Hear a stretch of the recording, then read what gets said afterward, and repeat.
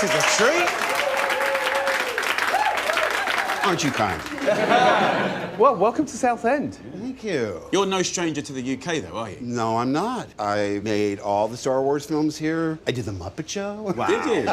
In fact, my eldest son was born in St. John's Wood. We have to ask, because I think me and Jimmy are sort of slightly failing miserably at containing our excitement. Really? I think other people You in need the to show him the audience photo. As a grown man... I picked my kids up from school, and they didn't think it was very cool. Oh, my gosh. And, You're not too short for a stormtrooper. No. Yeah. Oh, that's great. For us growing up, Luke Skywalker, yourself, encapsulated so much When did excitement. you see? Because you were a little kid when they first came out. I remember Star Wars from the age of 4, like you. I remember Return of the Jedi. I spent all my weekends in the wood, sitting on a log, pretending to be on a biker scout or whatever, Yeah. you know, and I was playing you. But they had a massive effect on our life. Even when they were in their heyday, I thought, well, it's popular now, but, you know, a few years down the road, something else will come along. What shocked me was that it never went away. No. It sort of bothered me for a while, and then I remember talking to Carrie, and she said, hey, I am Princess Leia. You're Luke. Get over it. But we've waited 40 years Yes, for this return. Amazing. Luke is back. He is. And well, listen, no one was more surprised than I was. When they told us of their plans, I was just in a state of shock. I had a good sort of poker face. Inside, I'm going, what? Brilliant. But I've got to say, you look very trim, by the way. Well, that's the thing. When I came back to do the movie, they put me on a strict regimen. If it tastes good, don't eat it diet. But I've gotten used to it. Ironically, so I lose all this weight, and I go and get in wardrobe, and they give me these big robes. I said I could be the size of Marlon Brando in Apocalypse Now. Nobody would know. But it feels good. A lot of people we speak to is that they weren't really into food, now they've got into food, sort of health reasons, whatever, but it's always been important to you growing up. I wanted a chemistry set, you know? And my father said, no, you're just gonna light chemicals on fire and make stink bombs. But my mom says, look, you want a chemistry set? And I said, yeah, and Dad won't let me. She said, I'll show you chemistry. Come into the kitchen. I became fascinated with it. It was just fun. But then you could eat your science experiment. Exactly. I believe when you were filming Empire Strikes Back, you got all these British kind of crew and gaffers and sparks on the job, and you actually cooked them with a bunch of other Americans a proper Thanksgiving lunch. But the Thanksgiving dinner was a great success. The one thing that didn't go over well at all was the pumpkin pie. Oh. I said, pumpkin pie? Did they not get it? What is pumpkin pie? From the beautiful turkey of Thanksgiving, we're going to go to a beautiful chicken, brined, and I know you love to do I that. love brining, yeah. Crispy skin, and we guys are going to have the most incredible Caesar salad, my way. Great. I love Caesar salad. I'm going to show you how to make this American classic at the other end of the pier. So we're going to make the most incredible Caesar salad that's going to blow your mind. We're going to take it to the next level, the next galaxy. This souped-up salad combines sweet and crispy salad veg topped with the juiciest chicken and the crispiest skin. So to make the ultimate roast chicken, to give you the ultimate croutons, which makes the ultimate Caesar salad, we're going to start with a brine. Brining adds loads of flavour and moisture to your chicken. Combine 4 tablespoons of fennel seeds and black peppercorns, 6 dried chilies, loads of bay leaves and fresh thyme. We're just toasting it, waking it up, and it smells incredible. Then we're going to break that heat with a litre of water and apple juice. All right, yeah, I get it. Chili, fennel, apple juice, delicious. So then we need salt, 2 heaped tablespoons per litre. So that's 4 of those bad boys. Don't worry, you're not going to eat all of this salt. It's just here for the soaking. Salt has this reaction with moisture, doesn't it? It can pull and push, pull and push. And actually, it's kind of your best friend for imparting flavour. And to maximise that flavour, I'm going to open out the chicken. Get your knife or a pair of scissors, go to the parson's nose, and then just simply cut down like that, keep your hands away, and then once you start hitting the rib cage, but don't put any weight onto it, and it's very, very simple. All the way down, it goes, to the end. And then all you do is open it out like a book, and there you have your spatchcock chicken. Place the chicken in the cooled brine solution. You can brine it for 2 hours, 4 hours, overnight. It's all cool in the gang. And simply, what I would do is just kind of, you know, put a plate upside down in there to weigh it down. What's going to happen is you're going to transform your brilliant chicken into a flavoured, seasoned, juicier, brilliant chicken. And I've got one that's been brined overnight in the fridge, with all that flavour absorbed into the meat. Pat the chicken dry and drizzle with olive oil. So this goes in the oven for half an hour at 200 degrees Celsius. We want to get the flavours going.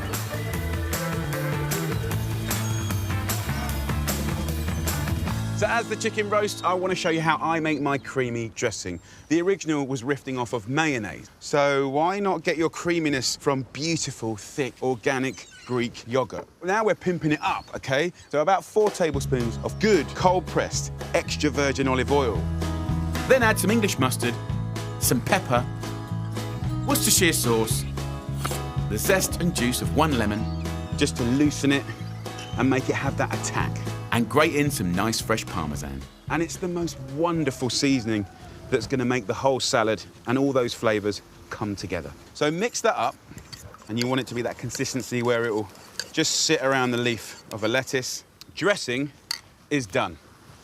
Very nice, very fresh, and I think a trade-up. So next, something that divides people, anchovies. But it will still remain an optional extra in this salad, so don't run away. They're very salty to taste. So that's the problem. So let's fix it. Take the fillet. I like to cut them in half, like that. You know, they're more delicate. I'm going to marinate these slithers to reduce the saltiness and bring out the flavour. So I'll take, you know, things like parsley. Fresh is coming to save salty. Okay, so in it goes. Then lemon. So flavours from the zest. This is kind of getting exciting, okay. Then the juice. Well, we know what lemon juice does, right? It's just there to kind of go with rich, you know, oily things. That's going to be good. Then good oil. It's going to pull out the saltiness and make it delicious. Also, I like chili. The colours are telling you this is good. Dressing done, anchovy done. Next, the crouton. This is going to be the best crouton in your life. The humble bread is the carrier of everything. Some logic here. Chicken juices.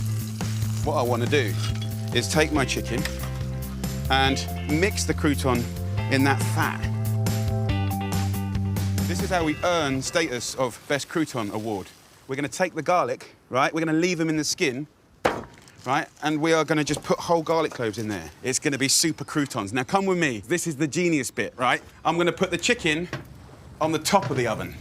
I want it to rain chicken juices over my croutons. Now just leave it at 160 degrees Celsius, 320 Fahrenheit for an hour. So as the chicken's roasting and dripping on the croutons, getting crunchy, we can think about the salad, right? Chop up the romaine lettuce, some chives, radishes, and a cucumber. But essentially, anything crunchy could work in this salad. After half an hour of roasting together, the aromas from the chicken and the croutons are incredible. It's literally the crispiest skin I've ever seen. The apple juice has kind of penetrated it, and it's kind of toffeed, caramelised. This is insanely exciting. Those incredible croutons, look at these. Crunchy, chewy, and full of that beautiful goodness. Let's have some croutons in the salad. Look at this. We've got our mega dressing. Put about half of it in there. And let's dress every single last leaf. And shave the parmesan. And then we've got the chicken here. You know if the chicken's cooked, if the meat just peels away from the bone, like that. That's what I'm talking about.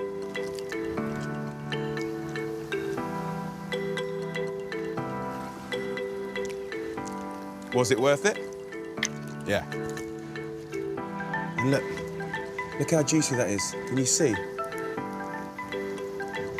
So there we go, lovely people. The great Caesar salad taken to the next level in Southend-on-Sea. Jimmy, Mark, hope you enjoy it.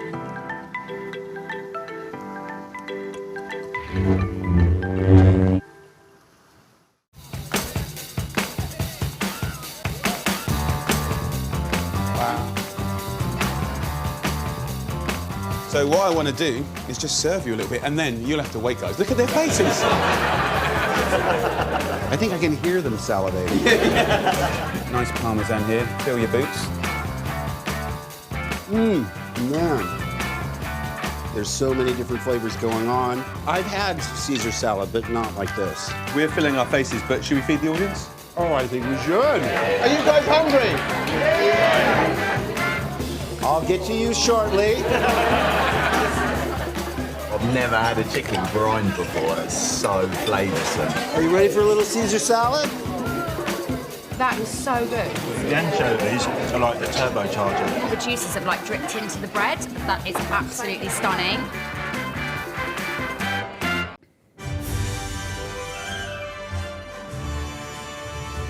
Hello everyone, hope you're well. May the Force be with you. Now, as you can see, I'm on the Death Star. We're on a very important mission, and I'm gonna do the most important meal of the day. We're gonna do a breakfast. You know, when we're talking about breakfast, Yoda, a bit disgusting really. Creepy crawlies, you know, it's a bit horrible, but he's the boss. Don't judge, don't judge. If you take Luke, smoothies, and Chewbacca, disgusting. There is nothing that he won't eat. So, for myself, and the other Jedis, we're a little bit more refined, okay? So waffles, pancakes, very nice. I've got a great recipe for you. So in a bowl, I'm gonna add 250 grams of self-raising flour. 1 egg, this happens to be from a chicken, but you could get it from any animal in the solar system. A little pinch of salt, a little bit of vanilla extract, just for nice flavor, and a tiny, tiny swig of honey or maple syrup, just to give it a little sweetness inside. You want about 250 milliliters of milk. And then we're gonna whisk it up. And if you haven't got a traditional whisk, what do you need? A lightsaber whisk. Look at that. So just whisk it up until it's nice and smooth. Don't turn the lightsaber on, because you'll cook the pancake before it's ready. There's a movement in the Force. Oh, they're hungry. Look at that nice thick batter. I've procured myself a nice waffle maker in the shape of the enemy. Edible propaganda. We're going to take a little bit of our waffle batter onto the face of the enemy. Funny thing about this enemy is actually this is the father of a mate of mine. Who would have thought it? But that's war, right? Things change. Got to be agile, flexible. Let that cook for about 3 minutes until golden and crisp on all sides. And then we can embellish it. Could have had him a bit short for a stormtrooper. Anyway, with this breakfast, as with the Force, it's all about balance. So let's have 1 or 2 of your 5 fruit and veg a day. Any kind of fruit you like, fresh or frozen, is fantastic, but why eat fruit when you can eat fruit TIE fighters? Apples, pears, dragon fruit, sandwiched together by a slice of humble banana with a little lime juice over it to stop it discoloring. Stuck together with peanut butter. It's a delicious thing. After about 4 minutes, the enemy waffle will be done. So let's plate up this beautiful breakfast. What to do with the enemy's face? Embellish it with maple syrup. Take that. Then we can add a few random fruit and land one of our spaceships in and around. And then it wouldn't be right to have breakfast without a beautiful blue bantha milk. The fork is strong with this one.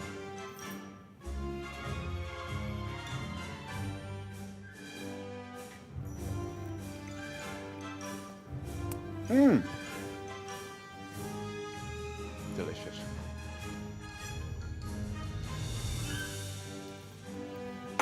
So there you go, lovely people. May the Force be with you. Enjoy your waffles or your pancakes or whatever you make. But have fun with food. And remember, until next time on Cooking with Jedi, look after yourself, take care. Stay with the Force. Ciao.